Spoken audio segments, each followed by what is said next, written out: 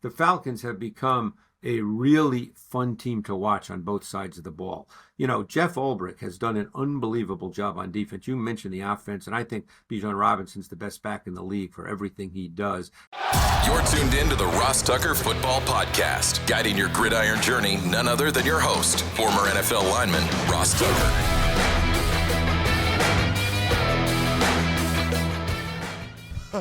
Oh, yeah, it is. But it's not just any Ross Tucker Football Podcast.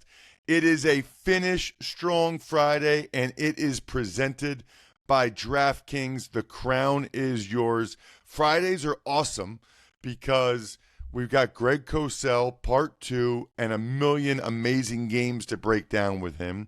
And I got to give you my thoughts on my game last night between the Cincinnati Bengals and the Pittsburgh Steelers. A lot to get to today. If you're missing my picks, those are always on Wednesday's show. But right now, it's Greg Cosell time. The Big Show. Okay, Greg, it is part 2. Every week we do this, and we get more and more people not only listening, but watching youtube.com/Ross Tucker NFL, which is amazing. We got to dive into a bunch of games on today's episode. Let's start with the Carolina Panthers. 3-3. Rico Dowdle just dominating 2 games in a row. They take on the New York Jets. Yeah, and I think they're playing the way they have to play offensively, given Bryce Young being the quarterback, because Young is a complementary piece. I know he was a number 1 pick, but he's not a lead quarterback in the way we think of lead quarterbacks. So Rico Dowdle, the last 2 games, I think he has close to 500 yards of total offense as an individual. Now, that's not going to continue every week, but the bottom line point is they need to play that style of football. And it's funny, I didn't know this off the top of my head, obviously, Ross, but I think he's had 483 yards in the last 2 games. The last time a back had that kind of 2-game performance in terms of total yards? It was 2011, a back that looked like he was on his way to being a great back, and then he decided he was going to sit out a year. It was Le'Veon Bell. Le'Veon Bell was the last back to put up this kind of production in a 2-game stretch. Wow. Yeah, he was such a good player. It's a shame. I know. He's the poster child for poor business decisions really unfortunately negatively affecting his career. That's so interesting that you say that about Bryce Young as a complimentary piece and not being a lead guy. I guess there's 2 schools of thought there, Greg. Number 1 is it's the truth. It's what the tape shows. The Correct. flip side, though, is that's got to be a little bit disappointing to Panthers fans. Hey, we traded all those picks to get a number 1 pick quarterback who's a complimentary piece. Well, so then it gets down to your team. And again, this is not just true of the Panthers. If your quarterback is more that kind of player, and by the way, there's more of those guys than there are super studs, then you need a quality run game. You need your defense to keep you in games. You need a team. And that's the way you have to play. And by the way, Carolina's defense is not bad at all. They've got some pretty good players on defense. Let's talk about the Titans. Speaking of number 1 overall picks, Let's talk about the Titans and the Patriots. Titans obviously made that head coaching change this week, but they have a number 1 overall pick quarterback in Cam Ward. Yeah, and I learned this from Dick Vermeil. Dick Vermeil, when I worked very closely for years and years with Ron Jaworski, would come in once or twice a year and spend a day with us. And, it was just unbelievable to learn more and more from someone like Dick Vermeil. But he said something that always resonated with me, and I think I believe it. He said that when you draft a quarterback number 1, there can't be any pretense about it. The entire focus of the building, not just the players, not just the coaching staff, the building from, he said, the receptionists to the janitors, has to be to make that player a great player. He says if you take any other approach, if you decide, he's just one of the guys, we're going to do this and that, he said it's not going to work and everybody's eventually going to get fired. He said you have to do everything to make that guy the centerpiece of everything you do, because if he doesn't become a great player, all goes to hell. And you know what? I really believe that. And I think Obviously, this season it's not going to happen necessarily, although at least Mike McCoy has been in the league a long time and has head coaching experience. But whatever they decide to do after this year, everything has to be about Cam Ward. Do you feel like it hasn't been? That's a hard question to answer. I mean, I was there, but I was only there for 3 days, so I can't. I don't feel like the sample size for my experience is strong enough. But I think that's what you have to do as an organization. It has to be, everything has to be focused on Cam Ward. I mean, don't you agree, Ross? If he doesn't become a good player, they're going to be doing this again in 2 years or 3 years. Well, yeah. I mean, I would think that everybody would feel that way. I think what's strange is it's like 3 or 4 number one overall picks in a row, Greg, maybe more than that, who their coach has gotten fired during their first season. Yeah. And I find this fascinating. So the logic is you're the worst team in the NFL. You had the number one overall pick. Then you take this rookie quarterback who's surrounded by at least one of the worst teams in the NFL. Correct. And then I know it was ugly in Tennessee and people were tired of Brian Callahan and they wanted to move on. And I get all that. But to your point about Dick Vermeil, I guess you have to ask yourself, is this what's best for Cam Ward? I mean, I'm assuming they thought and think it is, otherwise they wouldn't have done it. But I wouldn't think anybody would ever say, hey, I got a great idea for how to make sure our number one pick quarterback gets off to success. After 3 games, let's change who the play caller is, or 4 games, right, whatever it was. Then right. After a couple more games, let's fire the head coach. It's almost like this would be the how to not have a kid get off to a good start, as opposed to how to help him get off to a good start. Yeah. And again, we certainly don't know, the sort of the balance of power, division of labor, so to speak, in the building. But you're right. I agree. And it's so much continuity. I mean, you can talk to, whether it's the Kurt Warners of the world, people like that, and they all talk about it's at least 2-3 years with the same system and really learning it and understanding it. I mean, there's so much detail. There's so much nuance. You know this, Ross. You played. I mean, there's so much going on that quarterbacks have to learn, and you only learn over time. It doesn't happen in a short period of time. And don't forget, while you're learning everything about all the intricacies and subtleties of your offense, there's defenses that you have to play against. Many coaches have told me it's at least a 3-year process. Now, that doesn't mean a quarterback can't have some success early in his career, but very often that success becomes a function of other parts of the team as well. And as you stated correctly, this is not a very good roster. Meanwhile, on the other side, Greg, you have Drake May, who is starting to just put it together every week. I mean, he's getting touchdowns taken off the board and whatever, and he just keeps firing. And he's not afraid to throw deep balls either. No, and when you look at May, and again, without going into the weeds, he's been outstanding in so many litmus test areas. He's been great on first down passing. He's been great on third down, which is really hard for young quarterbacks. He's been outstanding versus blitz. And one of the things that I've really noticed on film, and I think that this is, something that a lot of younger quarterbacks are not really good at. We spoke about this yesterday with Caleb Williams, but this particular trait May has shown at a higher level for a young quarterback, and that's pocket movement. He has shown the ability to navigate the pocket, keeping his eyes up, ready to deliver the football. That's a really important trait. That's a different trait from running out of the pocket.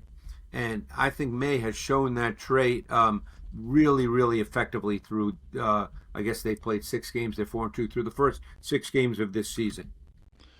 Yeah, I mean, and a couple things, Greg. He's a big dude. I've been around him. He's a big dude. He has a baby face. But I called a couple of Patriots games last year. He's like, he walks in the room, you're like, oh, okay. He's got that baby face, and he's Southern and nice and respectful and all those things. But but he's got some size to him, and he's impressive. I mean, I can see why he went, where he went and where they drafted him. And obviously Patriots fans are super excited right now, and I think they have a right to be. Do Giants fans, Greg, have a right to be super excited about Jackson Dart right now? Because there's a lot of Jackson Dart, Cam Scatterboo fever with the Giants after that big Thursday night win over the Eagles. It was a primetime game. Everybody was watching. The Giants hardly ever beat the Eagles.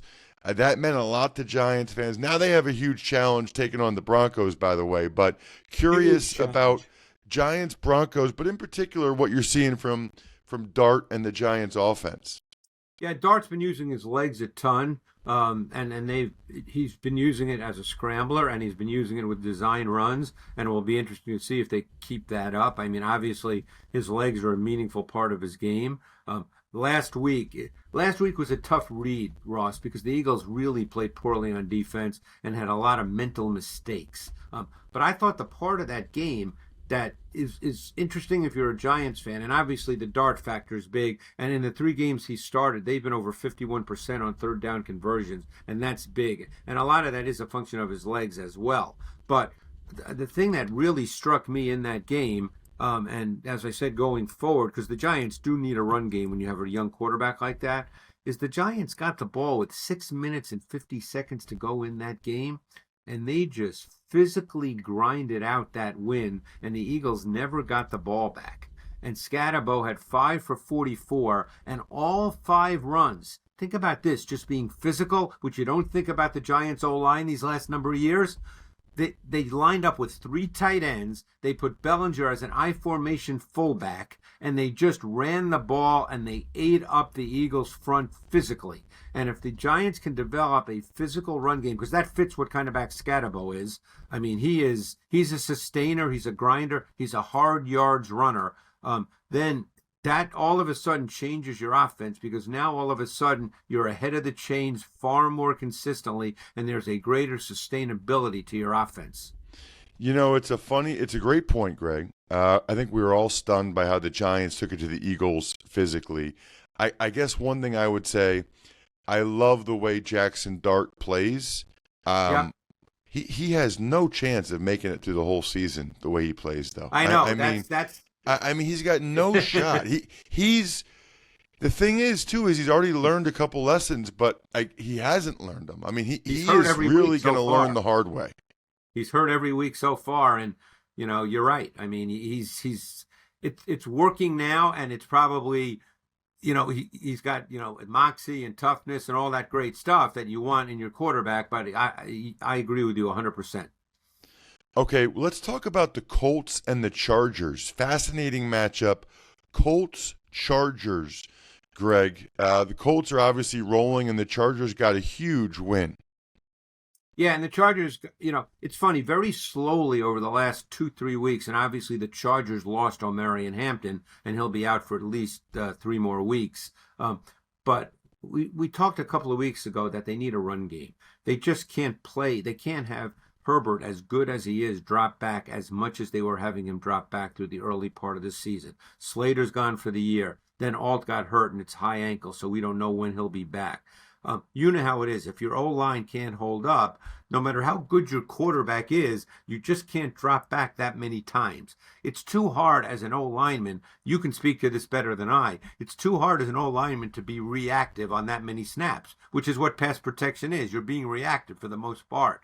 So last week, they did give the ball to Kamani Vidal 18 times, and he rushed for over 120 yards. And I'm not saying he's the guy, wow, now this guy's a great back, but I think you have to have a run game. And again, that could depend on a given week, how many carries a back gets, but it can't just be Justin Herbert dropping back. Their O-line can't handle that. And you can't live on sensational plays like 2 weeks ago, or when he made that great touchdown pass to Keenan Allen. This week when he made that special play late to Ladd McConkey. You can't live on those plays every week and expect that that's how you're going to win. It's funny that you say that about the Chargers, because when I was studying for last night's game between the Bengals and the Steelers, I just wrote down the Bengals are asking these offensive linemen to just pass pro a lot. I mean, just straight drop back a lot. And they're not that good. They're not. No, they're not good enough to be dropping back that much and having these guys in one-on-one pass pro. Like, I don't know. I mean, I don't think their offensive line's that good to begin with. And then you're going to have these guys have to drop back pass all the time. You're putting them in a position to look bad. And by the way, what I still think is true, and I learned this from John Fox years ago, but I still think it's true. And as I said, you could address this. I still think that for the most part, that's where the mismatches on the field occurs. You get these athletic pass rushers versus offensive linemen. If you ask your offensive lineman to have to pass protect, which is a reactive thing, not a proactive thing necessarily, it's just hard. You can't do that 45 times a game. No, you can't. On the other side, the Colts keep rolling, Greg, but defensively, I don't know if they're good enough defensively. Jacoby Brissett, I thought really took it to him, even after Marvin Harrison Jr. was out. But offensively, I think people probably had the question of whether Daniel Jones could get it done late in a drive, game-winning drive. He keeps checking a lot of boxes. Yeah, and I think offensively they're exactly what you want. And again, all we can say is what we have up to this point. And they have the perfect balance with a run game and a pass game, because Taylor has the most carries in the league, yet they still throw the ball a lot on first down, and Jones has been phenomenal throwing the ball on first down. So Shane Steichen right now sort of has found that perfect balance of how to run the ball, because as I said, Taylor's got the most rushes in the league, and he leads the league in rushing, and still throw the ball enough on first down, because Daniel Jones has the most first down passing yards in the league, to where the offense is balanced and can be explosive throwing the football. It's really kind of a fun offense to watch, because there's just a calculated efficiency to it. It just looks good. It really does. They are in rhythm, and they're a machine right now. What about a big rivalry game, Greg, that I was on both sides of? It's Washington against Dallas, Commanders, Cowboys. Yeah, we'll look at this game from the Washington offense, Dallas defense side of the ball. The Cowboys defense has really struggled. They hardly play any man coverage. It's almost all zone. They struggle to rush the quarterback, obviously. And now they're playing against a Commanders offense that plays no huddle at an extremely high percentage. They play no huddle more than any team in the league. And now you're playing a defense that, for the most part, by NFL standards, is somewhat predictable in what they show you. So, again, that doesn't mean that Washington's going to score 40. Every game is different. But I just look at that game and I think that Cliff Kingsbury, who I think does a really nice job with what he does, particularly against zone coverage, and he's going to get a ton of it this week. I look at this game and feel like Washington's going to be able to move the football. What's interesting is that one of the reasons why you do the no huddle is to make the defense more predictable. Yep. But the Cowboys kind of already are. So you're not, I don't know, you're almost not really getting that benefit of it, which is one of the benefits of doing it. You're almost not getting that benefit of it if you're the Commanders, because that's kind of how the Cowboys already play. Which, but by I think the way, Commanders Greg, are sort of, that's the way they play and the way they feel comfortable playing. So you're still going to see a ton of no huddle. It's close to 50% of their snaps, if I'm not mistaken. Yeah, what's interesting, too, is that's one of the same criticisms you're hearing about the Bills' defense, is that they kind of just do what they do, and maybe they're not good enough to just do what they do on that side of the ball. Yeah, that's very possible. I mean, they haven't been able to rush the quarterback the way you would like. They've had some issues on the back end. You're right. I would imagine that, and it's easy for fans, I think, to say, oh, do this, do that. But I think that's got to be a tough deal for coaches, Ross. Don't you think it's a tough deal when to decide that if you've been successful, and a team like the Bills has certainly been successful over the years, they've been in the playoffs every year, they've been to AFC championship games, when to decide, we have to change, or do we just have to execute what we do better and keep working at that? I would imagine that's a very tough decision for coaches.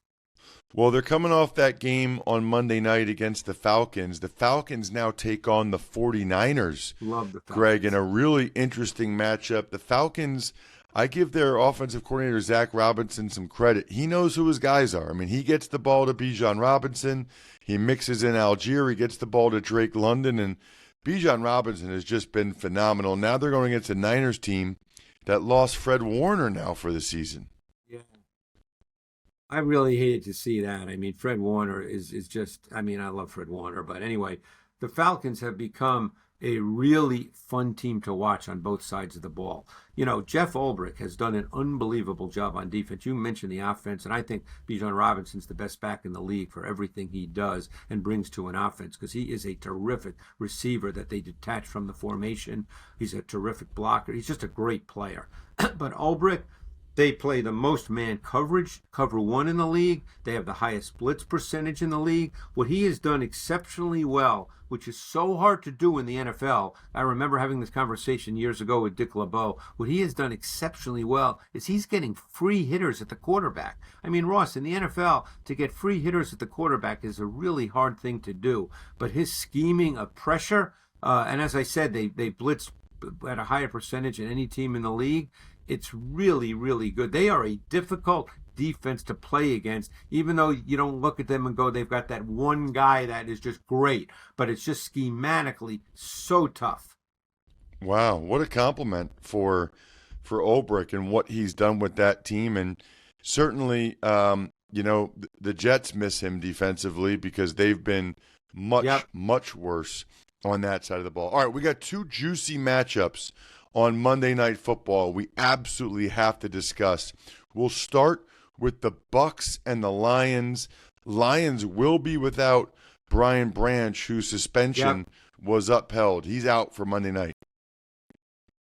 Yeah, this is a really intriguing game. I mean, what you're dealing with here is you're dealing with an offense in the Lions that's really well schemed. It's a really good pass game. They've got two good backs against a Bucs team that you know, they didn't blitz a ton against the Seahawks last week, and the Seahawks played a ton of base personnel, and I wonder if that limited what Todd Bowles wanted to do, although he did pick it up later in the game. But I think that, you know, what can you say about the Bucs offense? They're going to go against a defense that's missing a lot of pieces. We know the corner situation is a concern for the Lions right now, and now they're missing Branch. You know, Baker Mayfield is playing at a really high level. The thing that stands out to me about Baker is just the decisiveness with which he plays right now and what he sees. He just sees it the right way, and he's so decisive. Obviously, he's made some special plays with his legs this year, but I just love how decisive he is. I mean, to me, that's such a major part of playing quarterback when you're playing it at a high level. You can't live off random plays. You can't live off running around. If you can be decisive, and that then ties in, of course, to your scheme, but he's getting the ball out, and he's got a really good arm. I mean, you know, we've talked about this for years, Ross. He's got a really good arm. It's funny because it reminds me of what you said yesterday about Kurt Warner, saying it takes 2 or 3 years. You have to see these things, the nuance, all of that. And we got a lot of examples of that. Daniel Jones and Baker Mayfield, and the other Monday night game. It's Sam Darnold and the Seahawks against C.J. Stroud and the Houston Texans. But Darnold's another guy that it took him a number of years, it seems like, Greg, until he kind of got it, until he had seen enough and felt comfortable enough that he got it. I mean, these guys are almost a new template now with quarterback play, and to not give up on them. Your thoughts? Well, I think, too, it's this is where system helps. You know, what did Darnold run a year ago in Minnesota? Under center play action. What are they starting to do exceptionally well now in Seattle with Clint Kubiak? Under center play action. Last week, it was phenomenal. Last week, under center throws versus the Jaguars, Darnold was 7 for 10 for 220 yards. Okay, he's been under center on 34% of his dropbacks. In today's NFL, that's an incredibly high percentage. So you get into a system that fits who you are as a player. You know, and again, that comes down to coaching. And which I'm a big believer in, and that's the way I learned the position, you know, the quarterback position, going back years and years, with the way Bill Walsh taught me the position. So, you know, I just think that Darnold, who's, by the way, very talented. I mean, he's big, he can throw it, he can move, but that doesn't automatically mean you can run every single offense. And I think you have to find the offense that fits how you play best. And I think we saw that with Darnold, with Kevin O'Connell a year ago. We're seeing it continue with Clint Kubiak. It's one of the reasons they wanted Darnold, because he fits that offense. Greg, you are the man. Thank you so much for the time. Really appreciate it. Thanks, Ross. It was fun. All right, let's dive into the news. But first, I know for a fact some of you are like me and you've thought about getting a new shower or a new tub or a new bathroom or a new door, but you're like, I don't feel like it. I don't have the time. You do have the time. They come to your house. Every time I've done a project with West Shore Home, they've come to our house on our time, which for my wife is like 8 o'clock at night. She doesn't get home from work till 6:30. Right now, you can get a new shower installed by Thanksgiving, or the entire project is free. Now, that's a 1-week flash sale, so it ends Saturday. So take advantage of it. Go to westshorehome.com/Ross, because you're getting free installation on all projects.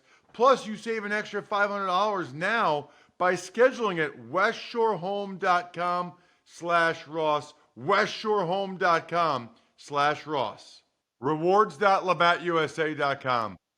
Rewards.labattusa.com. Rewards.labattusa.com. Yo, rewards.labattusa.com. Yo, man, rewards.labattusa.com. Yo, you should check out rewards.labattusa.com. You should totally check out rewards.labattusa.com for sure. Tuck's Takes. That was absolutely nuts. My favorite game I've called all year, as the Bengals take down the Steelers 33-31. Two old quarterbacks going back and forth throughout. I don't even know where to start. Jamar Chase was unbelievable. Both quarterbacks were fantastic. You can still hear, I'm recording this portion of the show from the stadium, and there's a lot of Bengals fans still here going nuts. Neither defense could get a stop. Both 40-plus-year-old quarterbacks were amazing. Ultimately, Joe Flacco to T. Higgins made one more play than Aaron Rodgers was able to make. The Bengals are still alive in the AFC North, and Joe Flacco is the biggest reason why. Everything about that was amazing. Excited for tomorrow's Saturday sit-down. You should be as well. Don't miss it. Turn all the notifications on so you guys get every episode. I think we're done here. Thanks for tuning in to the Ross Tucker Football Podcast. Make sure to also check out Even Money, Fantasy Feast, and College Draft, all on the DraftKings Network on Samsung TV Plus, YouTube, or subscribe to the podcast on your favorite platform. Shout out myfrontpagestory.com. There's never a bad time to tell someone in your life how you feel about them. Myfrontpagestory.com, backoffescheduler.com, humanheadnyc.com, Sporticulture, Pizza Boy Brewing.